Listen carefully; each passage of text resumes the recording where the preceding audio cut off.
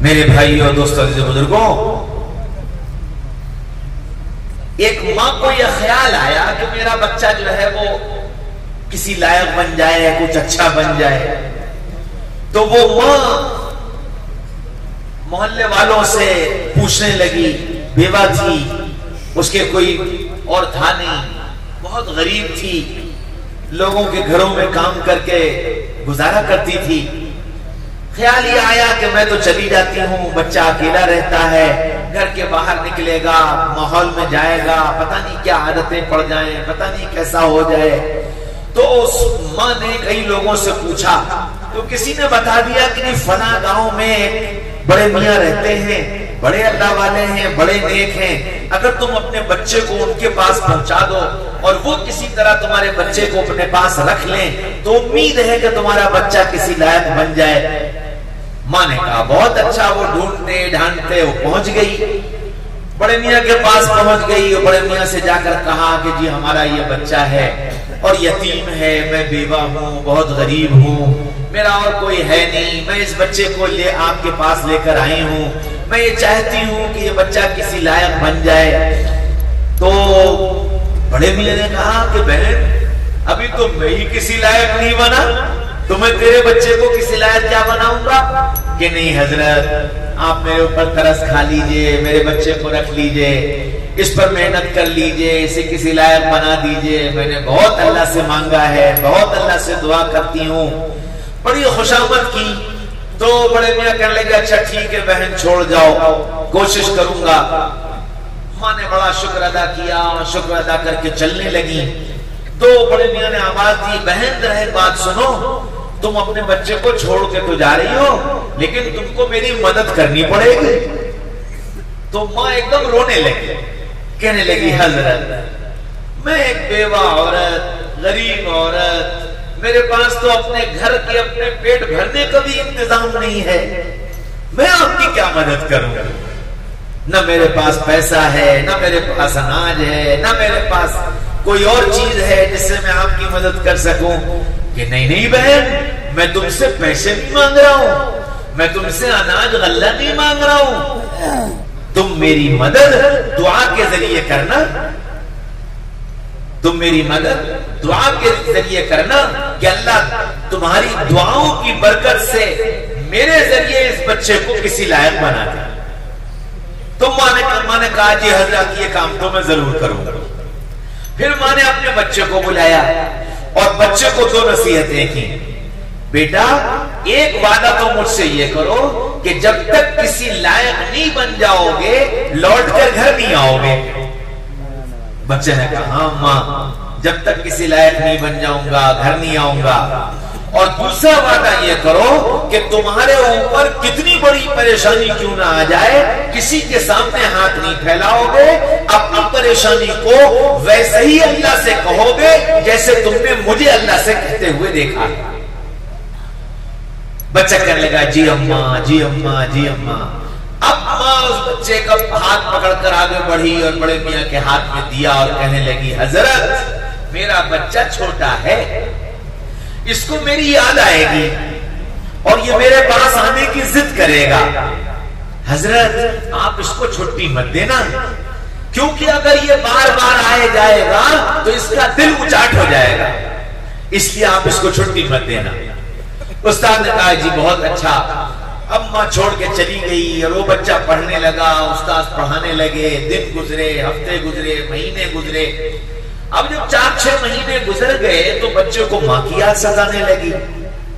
امی امی امی کے پاس جاؤں گا، امی کے پاس. ہر دن آ کر کہتا استاد جی چھٹی دے دو، امی کے پاس جاؤں گا.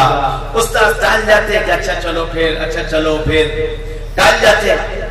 ایک دن آیا تو رو رہا تھا، آنسو بہ رہے تھے، چہرہ لال ہو رہا تھا. بیٹا کیا ہوا؟ امی کی یاد آ رہی ہے، امی کے پاس جاؤں گا، امی سے ملنے جاؤں گا.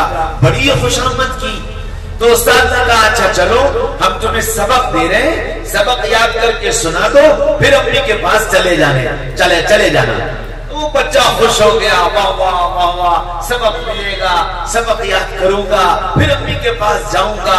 مارے خوشی کے سبق لینے جلدی سے بیٹھ گیا اور استاد نے سبق دینا شروع کیا اور سبق پڑھاتا چلا گیا۔ پھر ایک جگہ نشان لگایا، جاؤ بیٹا جلدی سے سبق یاد کر کے ہمیں سنا دینا۔ خوشی خوشی اٹھا، کتاب لے کر کے مسجد چلا گیا اور جا کر کے سبق یاد کرنا شروع کر دیا۔ ابھی سبق یاد کرنا شروع کیا تھا، خیال آیا کہ دیکھے سبق کتنا ہے۔ اب اس نے صفحہ پلٹنا شروع کیا تو 1 اور 2 اور 4 اور 8 اور 10 اور 12 17 صفحے کے بعد جا کر نشان ملا۔ روزانہ ایک صفحہ سبق ملتا تھا، آج 17 صفحے سبق دے دیا۔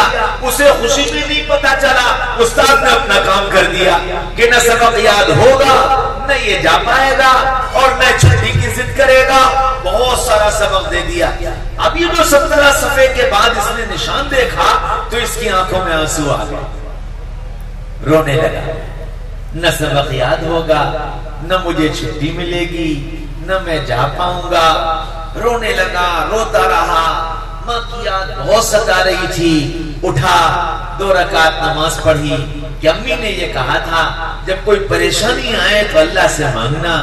اس نے 2 رکعت نماز پڑھی، ننھے ننھے ہاتھ آسمان کی طرف اٹھا کر اور آنسو بہاتے ہوئے کہنے لگا، اللہ امی کی یاد آ رہی ہے، ہمیں سبق یاد کرا دیجئے، مجھے اپنی امی کے پاس جانا ہے، مجھے سبق یاد کرا دیجئے۔ روتا جاتا تھا، دعائیں مانگتا جاتا تھا، آنسو بہتے جاتے تھے، دل بھر گیا، مانگ تھک گیا۔ اب اس کے دل کو کچھ اطمینان سا ہوا، میں نے اللہ سے اتنا مانگ لیا ہے، اب اللہ مجھے سبق یاد کرا دے گا۔ پھر یہ جلدی سے کتاب لے کر بیٹھا۔ اس کے دل میں یہ خیال آیا، لاؤ پہلے شروع سے لے کے آخر تک ایک مرتبہ پورا سبق دیکھ کر پڑھ لوں۔ اس نے شروع سے لے کے آخر تک ایک مرتبہ پورا سبق دیکھ کر پڑھا۔ بچہ تو بچہ تھا، خیال آیا دیکھوں کتنا یاد ہوا، تو اب کتاب بند کر کے پڑھنا شروع کیا۔ اب جو کتاب بند کی اور پڑھنا شروع کیا تو شروع سے لے کے آخر تک پڑھتا چلا گیا۔ بڑا خوش ہوا، اچھلتا کودتا کتاب لے کر آیا، استاد جی مجھے سبق یاد ہو گیا، مجھے سبق یاد ہو گیا۔ استاد بھی حیران کہ روزانہ ایک صفحہ سبق دیتا تھا، دن بھر اس کو یاد کرنے میں لگتا تھا اور جب سناتا تھا تو اس میں بھی ایک آدھ غلطی آ جاتی تھی۔ آج 17 صفحے سبق دیے، چند گھنٹوں میں آ گیا کہ جی سبق یاد ہو گیا۔ استاد نے سوچا کہ اگر میں نے یہ کہہ دیا کہ نہیں ابھی نہیں یاد ہوا، جاؤ یاد کرو، تو اس کا دل ٹوٹ جائے۔ میں اس کا سبق سن لوں، یاد تو ہوگا نہیں، جب یاد نہیں ہوگا تو سمجھا کے کہہ دوں گا بیٹا جاؤ تھوڑی سی محنت کر کے یاد کر لو، پھر امی کے پاس چلے جانا۔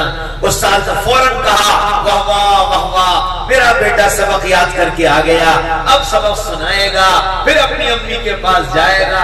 استاد اپنا سارا کام چھوڑ کے آ کر بیٹھ گئے، اس کو اپنی گودی میں بٹھایا، اس سے سبق سننا شروع کیا۔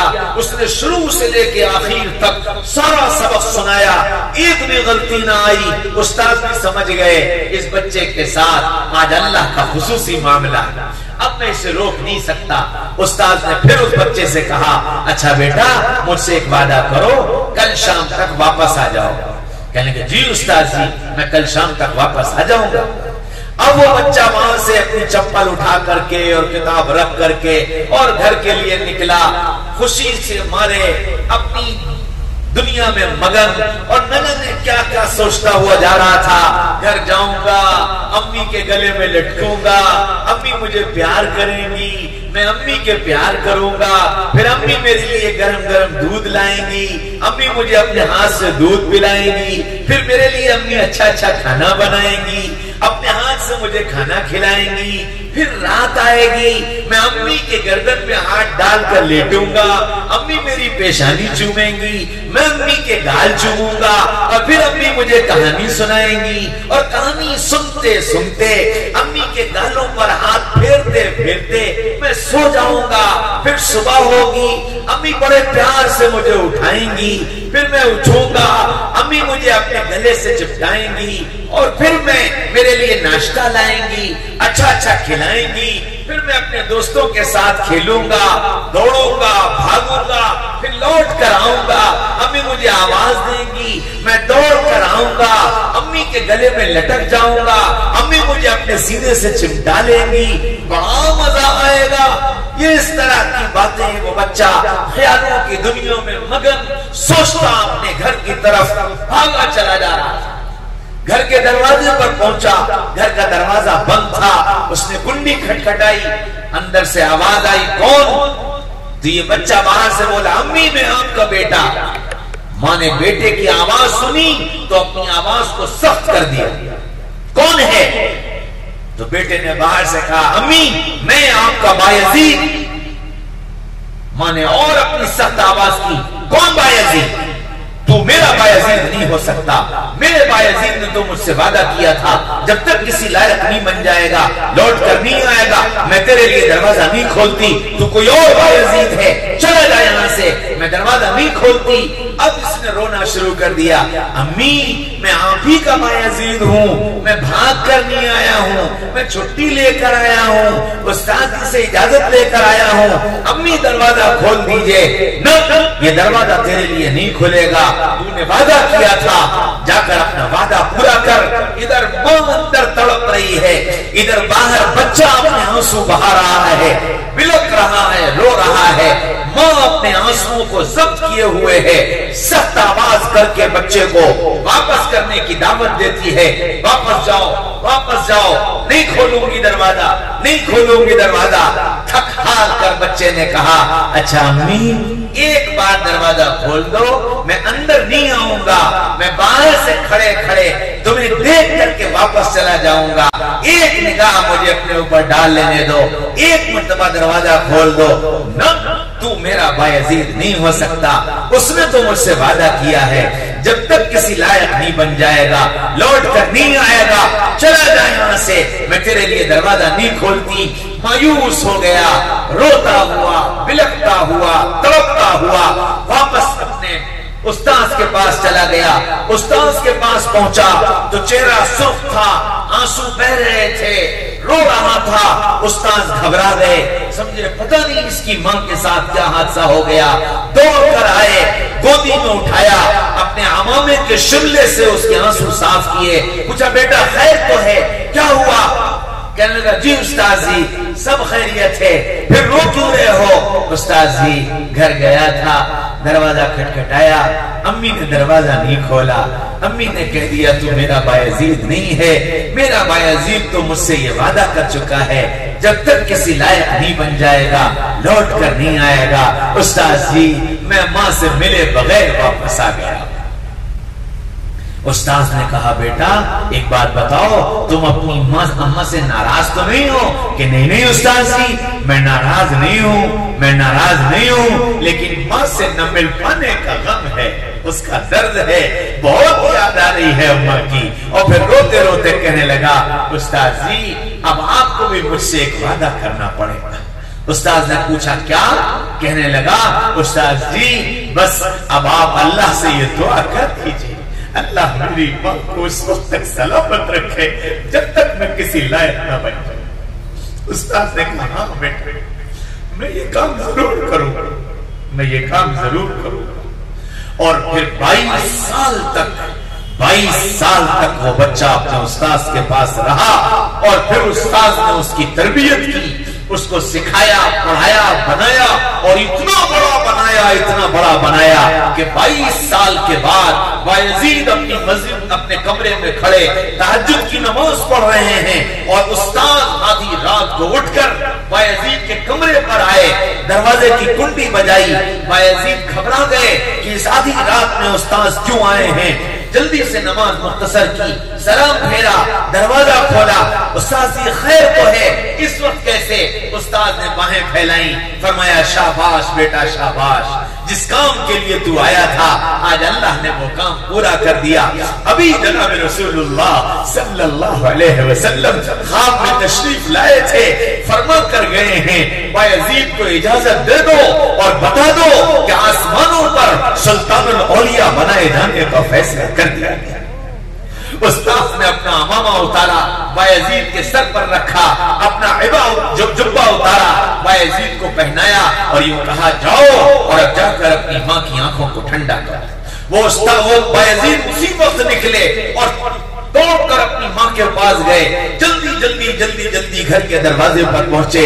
آج بایزید گھر کے دروازے پر پہنچے ہیں تو ماں دروازہ کھول کر اپنے بیٹے کا استقبال کر رہی ہے، اور اتنی باتیں آج سے 22 سال پہلے خیالوں کی دنیا میں سوچ کر بایزید گیا تھا، آج وہ سارے خیالی باتیں ماں کی زبان پر جملہ بن کر کے آئیں، اور ماں نے اپنے بیٹے کو دیکھ کر یوں کہا آجا میرے بیٹے آجا، آج میں تجھے سینے سے بھی لگاؤں گی، آج میں تیری پیشانی بھی چوموں گی، آج میں تیرے گال بھی چوموں گی، آج میں تجھے اپنے ہاتھ سے دودھ بھی پلاؤں گی، آج میں تیرے لیے اچھے کھانے بھی بناؤں گی، آج میں تجھے گلے میں ہاتھ ڈال کر لٹاؤں گی، آج میں وہ سارے کام کروں گی جو 22 سال پہلے تو سوچ کر آیا تھا، لیکن مجھے پہلے اپنے رب کا شکر ادا کر لینے دے۔ ماں کھڑی ہوئی، 2 رکعت نماز پڑھی، سجدے میں سر رکھا اور کہنے لگی اے اللہ، بس آج تک کے لیے زندہ رہنا چاہتی تھی، میرا کام پورا ہو گیا، مجھے اپنے پاس بلا لے، اور سجدے کی حالت میں اپنی جان اللہ کے حوالے کر دی۔